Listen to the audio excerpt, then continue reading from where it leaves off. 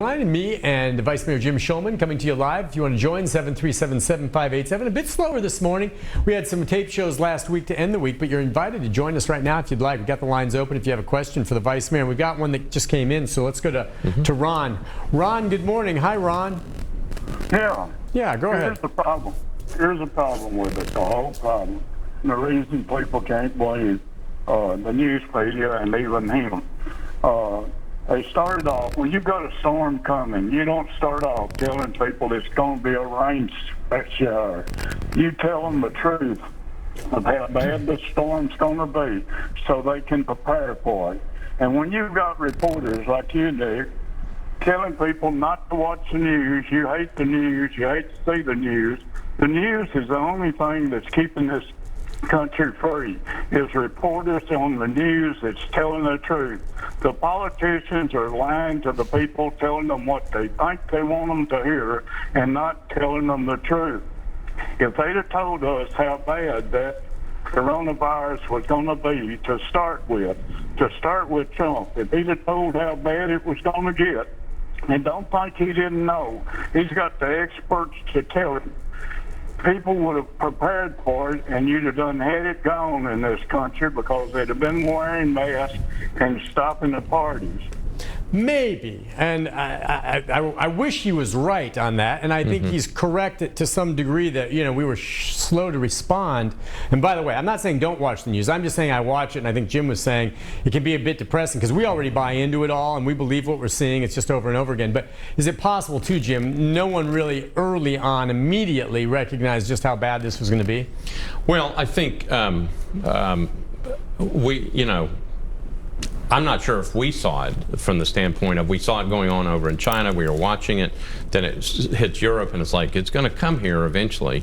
But, you know, I think particularly from a national standpoint, and again, the problem with this, Nick, is that we're not on an island. I mean, we're part of this bigger country, and so Nashville could take its steps, and I think it did fairly quickly. But, you know, if the country doesn't respond as a whole, then we're stuck. And so, you know, because we're open borders, everybody can move around, and so I think we all saw it coming. I think we were hoping that it wasn't going to be that bad, and then all of a sudden it impacted us. So I'm not sure, you know, even if we had gotten all that information, would we still be where we are? Maybe, because I mean, look at what we're doing now. We're still having this conversation, and it's been 4 or 5 months, and we still have people going out and having a big giant party. And that's the point. See, exactly. See, that's the thing I would say to Ron. Ron's a smart guy. He got the picture. He's wearing masks. If we had said it all along, Ron, there are still those people out there that think this is a conspiracy theory, that think being told to wear a mask is a violation of their civil liberties, and you can't tell them what to do. There's people that think this is no worse than the flu. So convincing a lot of them to do something, whether it was from the very beginning or now, you're going to have the same problem with those folks. Yeah, you know, it's the same thing. And Nick, while at the break, I just got a message that had a friend's mother pass away from COVID-19. Okay, see. You know, so it's real. It is. It's real, and I think people have to understand that, and it impacts all of us. Yeah. And we're all in this together. I know we've said this before, we got to be careful. I don't know. Yeah, I'm sorry to hear about that with your friend. I think we all know someone maybe that has been sick with it, or someone who's died of it. None of my immediate family, knock on wood, my folks are locked up right now in a assisted living facility that I think has done a very good job. They happen to be in Boise, Idaho, and you know, we know that these assisted living facilities can be a real problem if it gets in there, and so far so good where they're at, and they've been very, very strict about access. I cannot go visit my folks, which is fine. I talk to them by the phone. If I was to go by the building, I can talk to them through a window, but that's it. I think people have to continue to be careful, and you'll see with the council meeting tomorrow night, we're still meeting virtually. I will tell you quickly that again, full calendar of public hearings, and we always take steps to be very careful. People can come, people can call in. We might wipe the microphones down. The last meeting we were there until 1 o'clock in the morning, which was early for us. We've been staying until 3, 4, or 5 o'clock in the morning. We do have one interesting thing I'll mention really quick. there's Councilmember Glover has brought a bill to reduce the tax rate. It's on first reading. I think you're going to see it pulled off of first reading, and there's going to be a giant discussion on that measure. How much would he reduce the tax rate from? I was just looking at it. It looked like it was pretty significant. Looks like it's. I mean, our rate it jumped from $3.15 to I think $4.21. I think he takes it down to $3.48. So I don't know. There's going to be a lot of discussion about that. It involves forecasting. That's the role of the head of the finance department. And so that's probably the most interesting thing that'll be on that agenda tomorrow night. And it's on first reading. Interesting. Usually you let them go through on first reading. It's going to get discussed tomorrow. Okay, good. Hey, listen, we got another phone call or two. Let's go to Jorge. Sure. Jorge, go ahead, sir.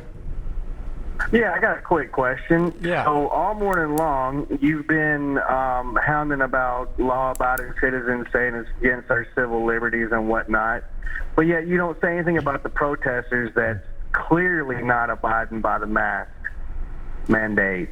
Well, so I was just wondering why that is. The mask, well, first of all, yeah, the protesters should abide by it, and they're out there. A lot of people say the protesters, and you're saying so incorrectly, are a big reason for the spike. The contact tracing found that the connection to the spikes initially was not from the protests, even though I think that they weren't wearing masks, and that was irresponsible of them in some of the cases. Yeah. It's happening in churches, it's happening in bars, places like that.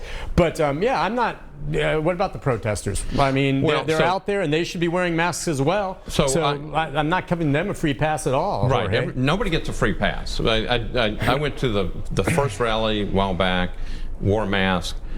Yeah, and I know it was a little harder to be social distancing, but you could do it if you spread out. Now, I know that when you see people marching, sometimes it doesn't look like they're social distancing as well. They should.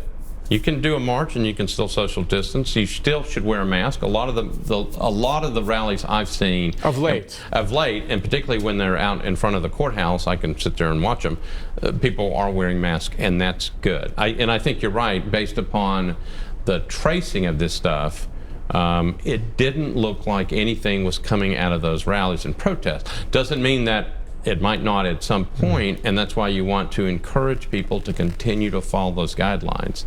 So, look, again, everybody's responsible. Everybody has a role in this, and we want people to express their, opinions and do other things. We also want those bars open, but we have to take steps to make sure that people are going to be safe. Yeah, so yeah, no one's giving them a pass on that, Jorge. What we also know is the transmissions are greatly magnified indoors, which is one reason why the protesters outdoors, should they be wearing masks? Absolutely. Of late, they have. A lot of people refer to the protesters and, frankly, the rioters that attacked and tried to set the courthouse on fire, which was the first really big, awful one, and hardly any of them were wearing masks, and that was wrong. And don't get me wrong on that. But since then, most of the protests have been much smaller. They've been outdoors, of course, and they're wearing masks.